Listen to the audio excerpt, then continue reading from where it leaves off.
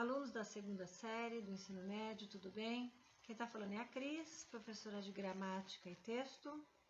Nós vamos trabalhar hoje com o papel semântico de adjuntos adverbiais e do agente da passiva. Nós vamos definir o que é um adjunto adverbial e o que é um agente da passiva, para entender e distinguir uma função da outra. E perceber, então, as contribuições de cada uma dessas funções para a construção de sentido e de efeito de sentido nos textos. Essa aula vídeo corresponde às aulas 11 e 12, nas páginas 46 a 48 da sua apostila Anglo.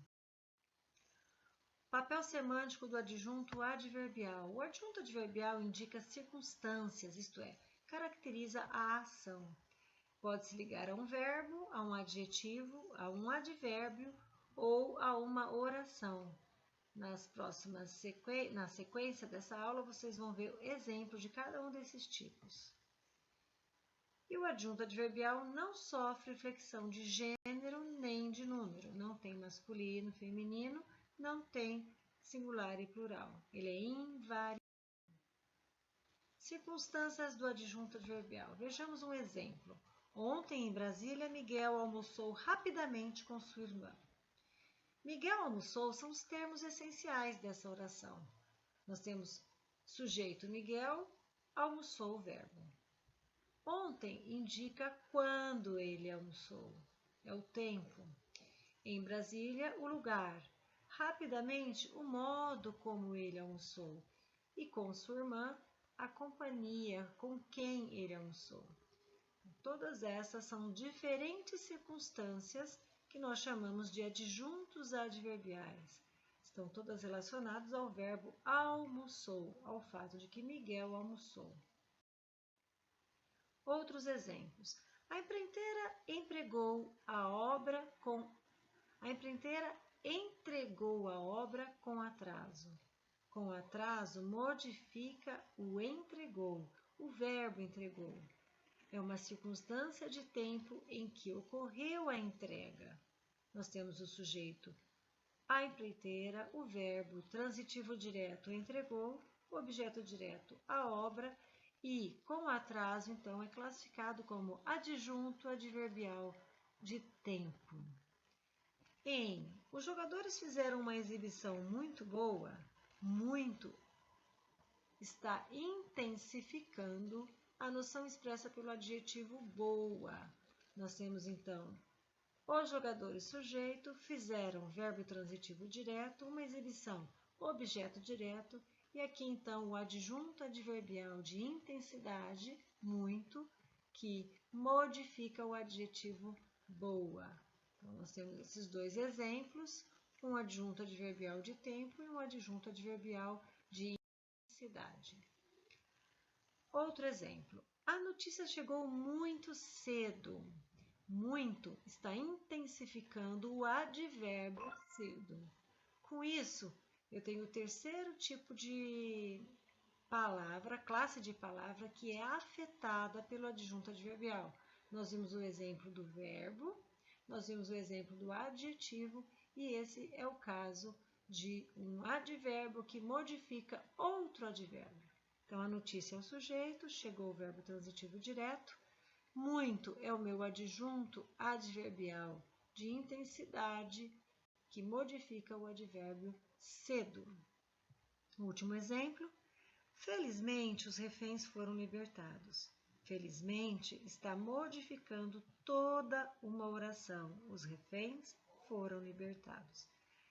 E aí, nós temos aqui, então, um adjunto adverbial de modo, que modifica a oração, os reféns foram libertados. É o quarto tipo de advérbio que eu posso ter. Adjuntos adverbiais, um de intensidade e um de modo.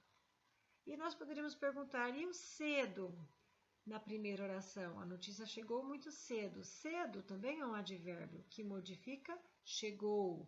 Portanto, ele é um advérbio de circunstância de tempo em que ocorreu a chegada. Adjunto adverbial de tempo. Agora vamos falar de agente da passiva. O agente da passiva indica quem agiu. Como o próprio nome diz, ele é um agente da voz passiva. Vocês têm que imaginar que agente da passiva tem a palavrinha voz que fica implícita aí. É bom que a gente lembre como é que se constrói a voz passiva para poder entender o que é o agente da passiva. Voz passiva analítica. Ela é formada a partir de uma voz ativa. Vamos começar então com esse exemplo. Empresários exploram imigrantes ilegais. O mesmo elemento que age é o sujeito. Isso é voz ativa. Os empresários, sujeito agente, verbo transitivo direto exploram. Exploram quem? Os imigrantes ilegais. Aqui nós temos o nosso objeto direto. Vocês vão perceber que apenas o verbo transitivo direto pode ser transformado em voz passiva. A voz passiva, quem age é o agente da passiva, não é mais o sujeito. O sujeito aqui virou sujeito paciente. Imigrantes ilegais são explorados, verbo na voz passiva, por empresários. Por empresários é o meu agente da passiva, é quem faz a ação. E nós vamos ver aqui que, então, o verbo na voz passiva é constituído por uma locução verbal, com o verbo auxiliar mais verbo no particípio. Percebam que o sujeito agente na voz ativa se transformou em agente da passiva na voz passiva. E o objeto direto na voz ativa se transformou em sujeito paciente. Então, empresários exploram imigrantes ilegais e imigrantes ilegais são explorados por empresários. Há um recurso que se chama omissão do agente da passiva que pode e é muito utilizado quando você não quer falar quem praticou a ação. Eu consigo esconder quem faz a ação. Então, eu tenho imigrantes legais são explorados. Ponto. Eu não digo quem fez a ação. A voz passiva sintética, como o próprio nome diz, ela é menor, ela é sintética, ela sintetiza a voz analítica, porque ela é formada apenas pelo verbo e um pronome apassivador. Exploram-se imigrantes ilegais. Imigrantes ilegais é o meu sujeito paciente e a forma verbal aqui é o verbo mais o pronome apassivador, sujeito paciente, se. Não se usa agente da passiva na voz passiva sintética, ok? Cuidado! O verbo sempre concorda com o sujeito. Essa é uma regra universal da gramática, mesmo quando ele esteja na voz passiva sintética. Então, se eu tenho que são imigrantes ilegais na terceira pessoa do plural, o meu verbo explorar também precisa estar na terceira pessoa do plural. A gente vê, às vezes, placas de imobiliárias com erro. Vende-se casas, aluga-se apartamentos. Ora, se são casas, se são apartamentos e o sujeito está no plural, teria que ser, então, vendem-se casas, alugam-se apartamentos.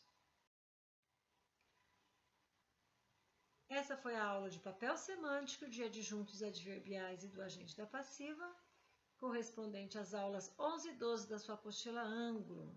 Agora você pode fazer os exercícios de 1 ao 6, nas páginas 47 e 48, e depois assistir um vídeo em que eu faço a correção comentada desses exercícios. Só acessar esse link. Bom trabalho para vocês. Se tiver dúvida, pode escrever um e-mail para cristiane@colégiosionipiranga.org.br. Um abraço, até a próxima, pessoal!